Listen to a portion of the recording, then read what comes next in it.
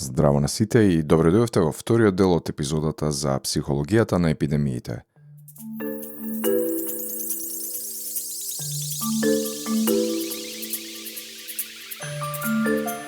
Во првиот дел, односно епизода 12 од Наука за сите подкастот, заедно со Гоце Симоновски ја аргументиравме потребата епидемиите да се решаваат мултидисциплинарно, односно објаснивме како психолозите, социолозите и когнитивните научници можат да им помогнат на епидемиолозите, лекарите и биолозите со совети за модификација на човековото однесување базирани врз научни докази, се разбира. Зборувавме за концептот на физичко дистанцирање наспроти социјалното, улогата на медиумите и социјалните мрежи во време на епидемии, за еволуцијата на механизмите на детекција на опасност, за личната одговорност на индивидуалецот кон групата, за искуствата од другите земји, како и за македонската култура во контекст на епидемијава. Во вториот дел започнуваме со демистификација на теориите на заговор и лажните вести, можните начини на кои научната комуникација со населението може поефективно да се одвива со цел да го убеди да практикува здрави навики и совесно однесување.